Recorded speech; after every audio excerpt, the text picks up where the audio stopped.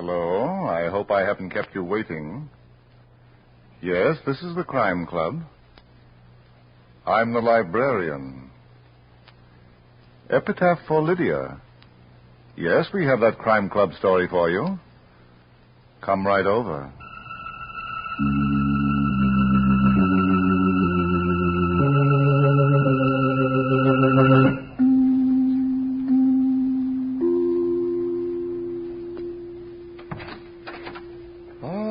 You're here. Good. Take the easy chair by the window. Comfortable?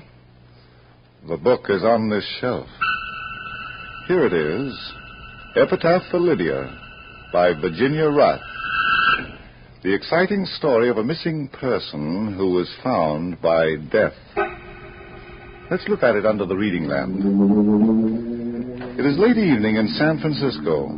And in the spacious living room of an impressive house on Lombard Street, a party is in full swing. A tall, keen-eyed man, bored by the noisy music and the chattering people, retreats to the comparative quiet of an adjoining room. Attracted by several modernistic paintings on the wall, he steps over to one for a closer look. Do you like it? Huh? You're Michael Dundas, the detective, aren't you? Well, I'm really an architect, but You were pointed out to me when you came in. Oh? I'm Lydia Courtney. You don't know me. Well, no, but... Do you like modernistic art? If it's art, yes. However, most of the moderns look like exercises in children's finger painting. This one, for instance... Rooftops at sunset. Yes, at least that's what the artist calls it. To me, it looks like a hangover at sunrise. Now, there's one over here. Uh-huh. There's possibilities. Here it is. Just a simple study of some sand dunes.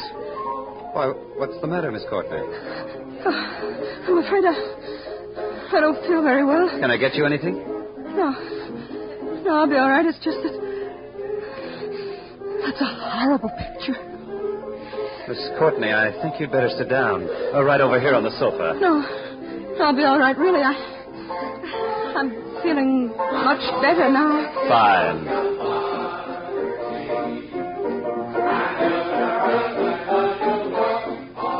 Miss Courtney. Margie. Oh. Miss Courtney. I knew she'd faint. Lucky I grabbed her before she fell. Now, onto the sofa. There we are. Lydia, aren't you going to... Oh, what's happened? She fainted. The sand dunes. Many a one for him shall moan, but none shall know. I've forgotten. That's odd. What? That she should quote from that old ballad. She was just delirious. She didn't know what she was saying. And I guess Margie doesn't mean anything either. Margie? Yes. By the way, I think I know you from someplace, don't I? Yes, I run a bookstore, Mr. Dundas. I think you've been in it a few times. Oh, that's right. I bought some books and had them sent. Your name is Bond, isn't it? Yes, Sally Bond. Uh-huh. Tell me, how'd you burn your wrist? Oh, for that, some grease splattered on me. I see. Sally. Yes, Lydia. I didn't say anything, did I? No, dear. Now, you just lie still. That's right. Can I give you a lift home? That won't be necessary, Mr. Dundas. Our escorts are somewhere in the crowd. They'll drive us back. I see. Just a suggestion, Miss Bond. Yes? I think it'd be wise for you to stay at Miss Courtney's home tonight. I will. You see, we live together. Oh? Don't worry about me, Mr. Dundas. After tonight, I think I'll be all right. Of course. Lydia's going to be just fine.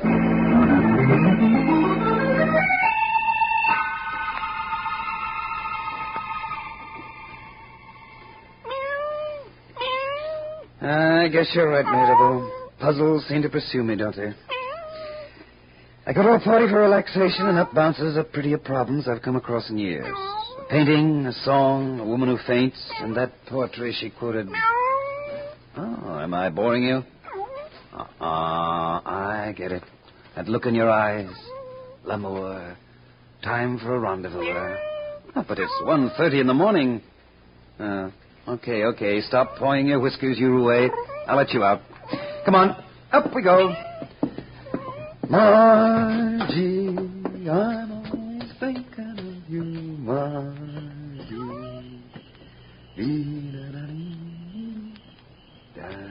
Not a bad night. Peaceful, nice moon. Okay, pal, I guess. Wait a minute. Those were gunshots. Come on. Should be somewhere around here. Oh. So when I was telling you about Mehitable, Lydia caught me. And she's dead.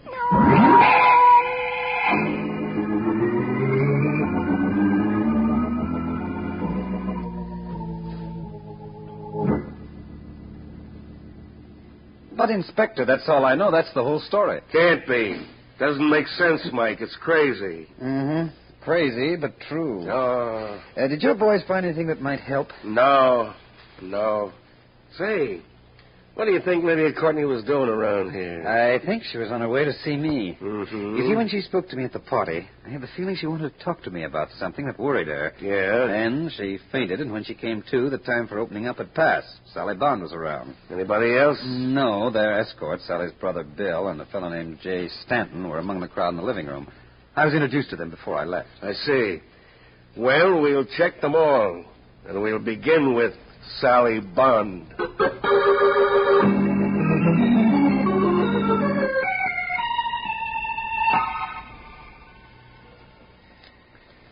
You don't seem very surprised to learn of your friend's death, Miss Bond.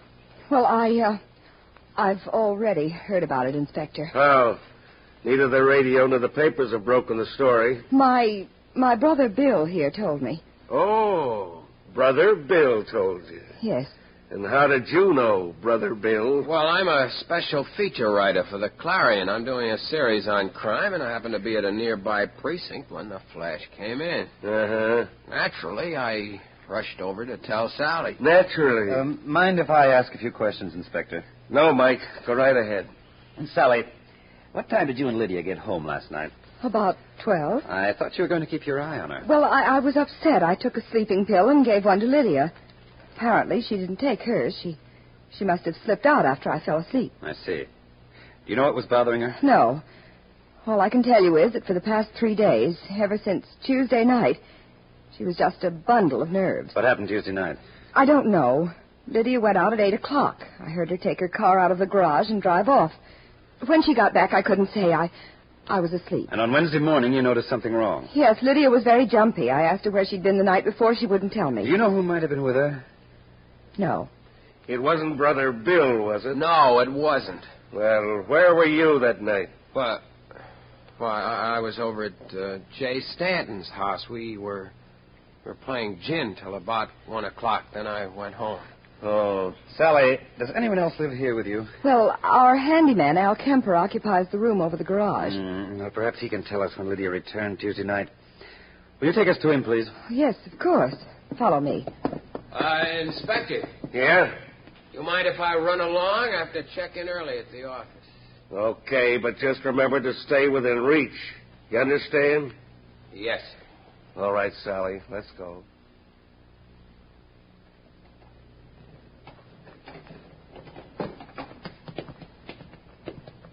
Is this Lydia's car, Sally? Yes, Mr. Dundas.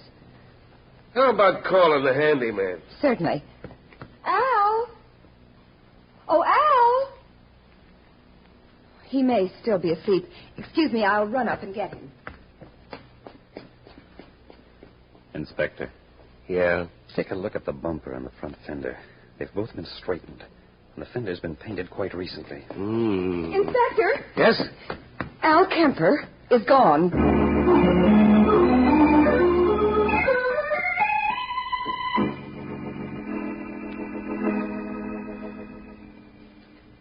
Lydia dead?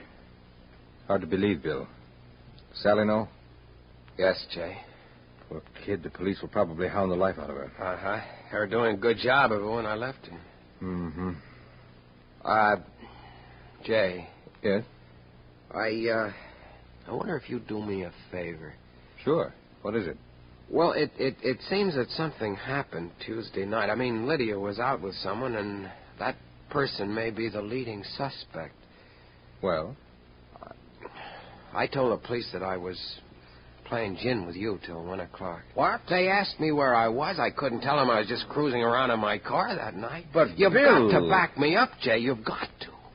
You're putting me on an awful spot, Bill. I know, but I just said the first thing that popped into my head. Now I've got to stick to it.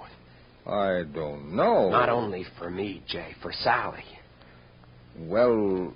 You will? Okay. Thanks, Jay. Thanks a lot. I'll never forget this. Never. Just one thing before you go, Bill. What's that? If I find out you're involved in Lydia's death, I'll hand you over to the police so fast it'll make your head spin.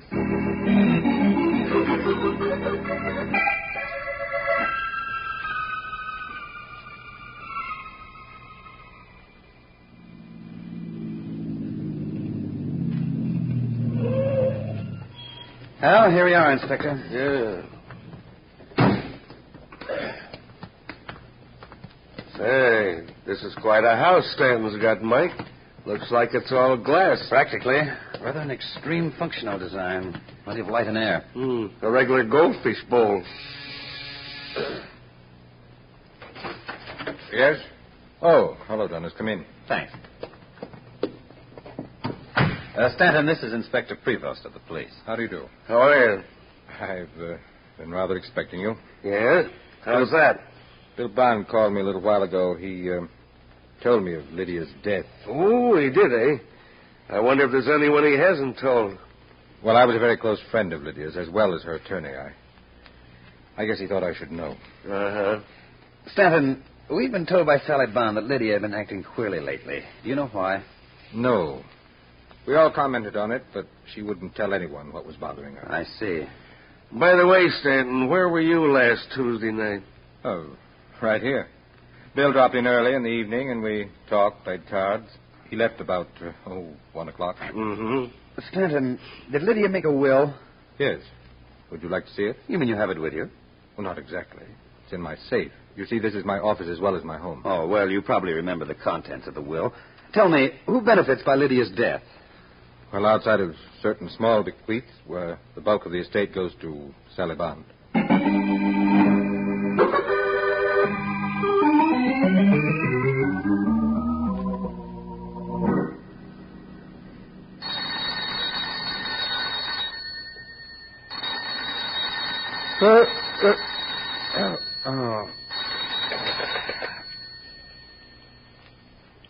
Hello?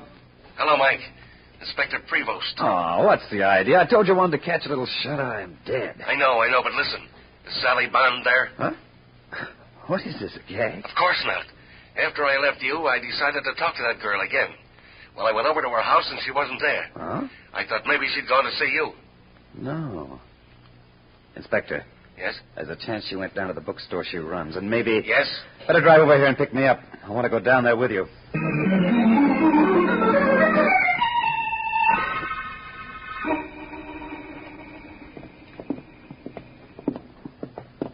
That's funny, Mike. The door to the store is open, and yet nobody's here. Listen, wait. What was that? Quick, Inspector. The door behind the desk. Right. There, Inspector. On the floor near the table. Sally. Oh, Mr. Dundas, Inspector. Take it easy, kid. Oh, my head. What happened, Sally? I came down to the store. I'd just taken off my hat when I heard a noise in the stockroom. Yes. I opened the door. Someone standing behind it hit me over the head. That's all I can remember. I see. Probably got in through the rear window. Sally, why did you come down here? Well, on Wednesday, Lydia gave me a sealed envelope. She didn't tell me what was in it. All she said was that I should keep it for her down here. Mm-hmm. If anything happened to her, I was to open it and read what was inside. Then I was to decide what to do. Where did you put it? In the top middle drawer of my desk. Inspector, will you see if it's there? Right.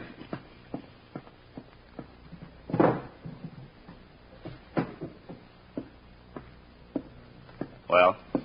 It's gone, Mike. Uh-huh. It would be. Sally, we've been informed that you are virtually the sole heir to Lydia's estate. Oh. You don't seem at all surprised. No, I'm not. You see, several years ago, I happened to save Lydia's life in an automobile accident. Well, Lydia was very grateful. She wanted me to give up my job and come to live with her. Mm-hmm. I told her I hated being idle, so she loaned me some money, and I bought this store. I suppose she thought she hadn't done enough for me, and that's why she left me everything. Well, after all, you saved her life. One other thing. Yes?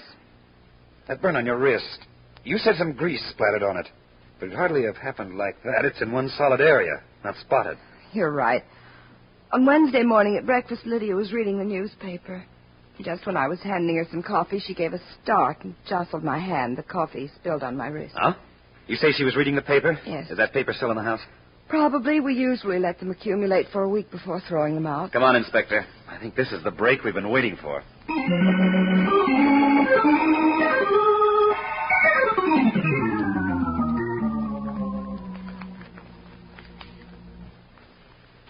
Here they are, Mr. Dundas, the papers for the past week. Thanks, Sally. Now, let's see. Thursday, Monday. Here we are. Here we are, Inspector. Wednesday. Good. Now to find the page with the darkest and biggest coffee stain. There it is. What could have startled her? The United Nations in special session, dry goods convention, urge... Oh, this must be the one. Girl missing. Oh, what does it say, Mike? Mrs. Thomas Kaysen of 624A Flyshacker Avenue reported to the Bureau of Missing Persons that her niece, Margie, 14, left home last night and is missing. The girl left her house at about 10:30 following a dispute with her aunt. A search has been instituted by the authorities. There's a picture, too, Margie Kaysen. Yeah, the missing Margie. But what do you think... Oh, wait a minute, Inspector. I've just had a brainstorm. Huh? That ballad Lydia quoted, it just came to me. It goes, "Many a one for him shall moan, but none shall know where he is gone. Over his white bones when they are bare, the wind shall blow forevermore." Well, does that mean anything to you, Mike? You bet it does. It means that Margie's aunt is going to have 2 unexpected visitors. Come on, Inspector.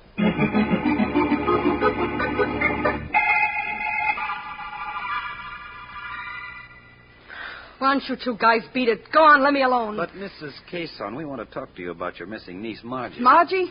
She ain't missing. Go on, get out of here. I don't think she knows what she's talking about, Mike. Maybe she does, and maybe... Wait a minute. Get a load of the stock of liquor on that table. Yeah, scotch, rye, bourbon. That stuff must have cost a small fortune. Uh-huh. And where did she get the money for it? This place makes Tobacco Road look like the Waldorf. Inspector. Yeah? Take a look at that purse she's holding. It's just bulging. Yeah.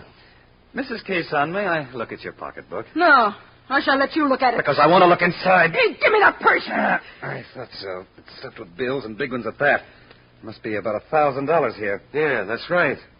Okay, Mrs. Kaysen, where'd you get it? Come on, talk. Someone sent it to me. Oh. I don't know. It came in the mail Thursday with a letter. Have you still got the letter? No, I tore it up and threw it away. Do you remember what the letter said? Yeah. It said I shouldn't worry about my niece. And if I didn't ask questions, I could keep the money. Oh, so you were smeared with some dough and you called off the search, huh? So what? The kid was nothing but a little tramp anyway. Why, you dirty... Easy, Inspector. Miss Kaysen, where do you think Margie was going when she ran away? Probably to her friend Betty's.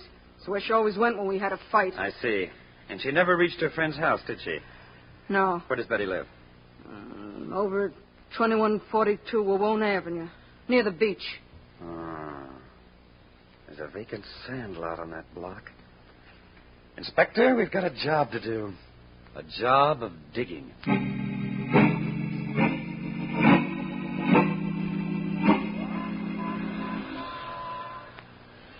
They got a lot of men here, Mike, but they haven't found anything so far. Keep them at it, Inspector. I'm sure... What's the matter? Bit of luck, I think. Look at that mongrel dog over at the corner. Yeah. He's digging in the sand like mad. Come on. Right. Why, the mutt's run away, Mike. That's okay. I got my eye on where he was digging. Here it is. Do you see the hole? Uh-huh. Okay, give me your shovel. Right, here you are. Thanks. Now pray.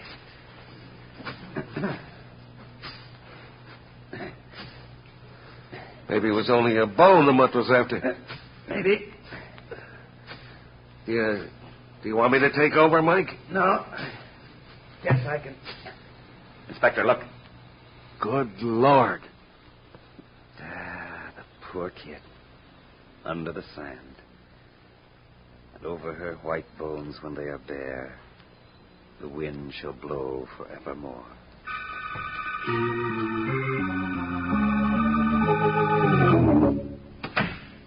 Did you get the coroner's report on Margie, Inspector? Yeah, Mike, it was just as you figured. The kid was dead before she was buried. Uh-huh. It's fairly easy now to reconstruct what happened. It is? Not for me. Well, the only conclusion which fits all the facts is that Lydia's car hit Margie and killed her. Terrified, Lydia and whoever was with her buried the body in the sand. Why? After all, it certainly wasn't deliberate. It wasn't murder. True, but a conviction on at least a reckless driving charge is fairly probable. Okay, go on. Well, Lydia couldn't stand what she'd done. That's why she gave that sealed envelope to Sally. Probably contained a full account of what happened. Kind of a confession to lighten her guilt, huh? Yes. By the way, how did the killer know about it? Probably through Lydia herself. Lydia? Yes. She must have tried to forestall her murder by threatening the killer with disclosure by means of the envelope. But the killer was desperate and made sure Lydia would never talk. Exactly.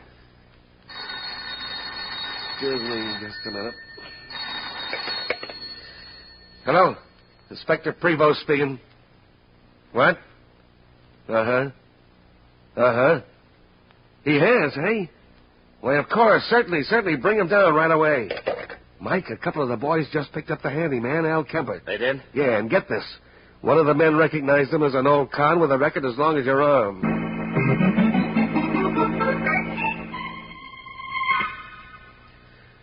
All right, Kemper, come on now. Stop stalling. Why did you run away? Early this morning when Miss Bond's brother came to see her, I was out in the yard near the kitchen. Yeah? The window was open, and I heard him tell his sister about Miss Courtney being dead. I figured me with my record it wasn't healthy to stick around. You're lying. I'm not, I tell you. You are. Just a minute, Inspector. Kemper, where were you last Tuesday night? Well, I was in a neighborhood bar until about 11:30, and then I beat it home and hit the hay. Did you hear Miss Courtney come home? Yeah. When she drove in, she woke me up. Was there anyone with her? Yeah. Who was it? I don't know. I heard Miss Courtney's voice, but whoever was with her was whispering. Did you hear what they said? Well, not much of it. Miss Courtney was scared. She kept saying something was all wrong. The other person kept telling her she had to keep her mouth shut about it. Anything else? No, wait. There was just one other thing. Yes? The other person said something kind of funny. Let me see. Yeah. I could never stand it. Never. I'd go insane in a month. That's just what was said. No, not very much to go on, is there, Mike? On the contrary, Inspector. I think it's the key to the whole case. The key? Yes. Get Sally Stetton and Bill down here right away. What for? I'm going to trap the murderer.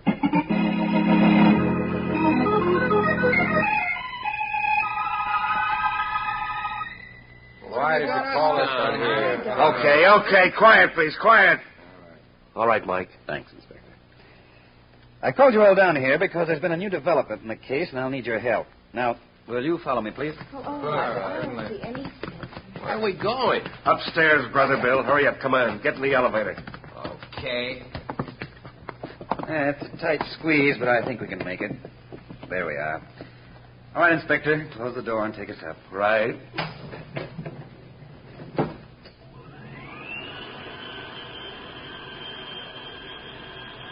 You all right, Sally? Yes, Jay.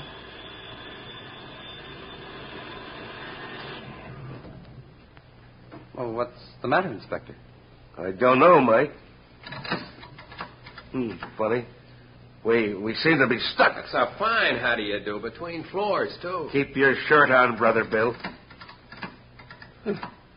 That's funny. It won't start. Now, don't worry, folks. We'll probably get going in a minute. I'd like to get out. Yeah, how about it? I said I'd like to get out, please. I can't stay in here. I can't. Please. You don't understand. You don't understand! I'm afraid I do, Stanton. You murdered Lydia, didn't you? Yes. Yes. I killed her. I killed her. All right, Inspector. You can take us down now.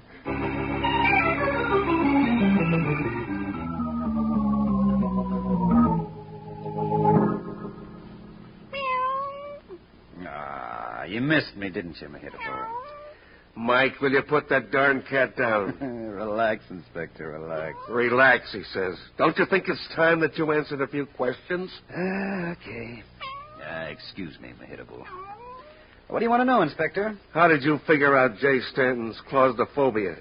His fear of being hemmed in? Well, first of all, when we visited Stanton, his house seemed strange. It was almost all glass. You yourself called it a goldfish bowl.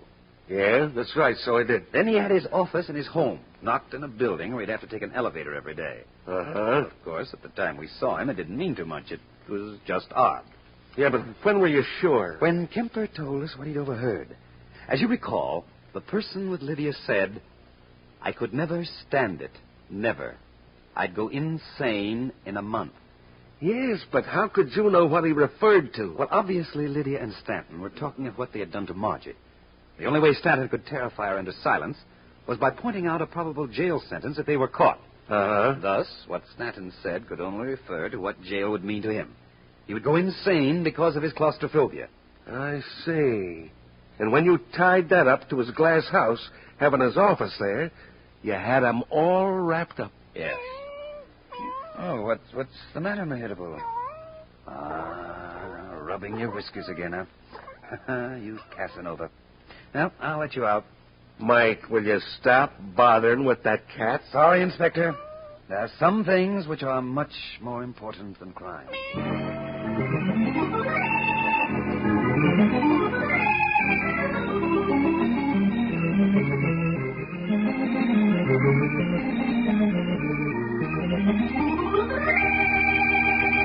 And so closes tonight's Crime Club book, Epitaph for Lydia, based on a story by Virginia Rath. James Erthine did the radio adaptation. Roger Bauer produced and directed. Sidney Smith played Mike. Jack McBride was the inspector. Julie Stevens was Sally. Ted Osborne was heard as Jay. Mason Adams was Bill. Bryna Rayburn was Lydia. And Brad Barker was Mehitabel, the... I beg your pardon. Hello. I hope I haven't kept you waiting.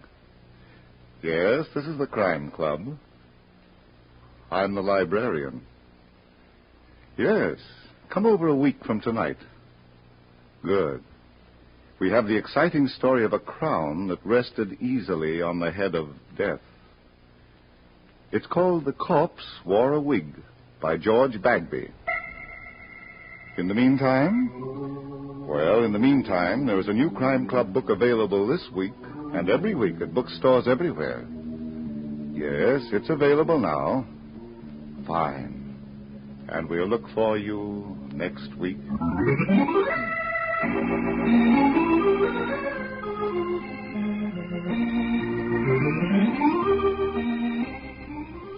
This program came from New York. This program came from New York. This is the Mutual Broadcasting System.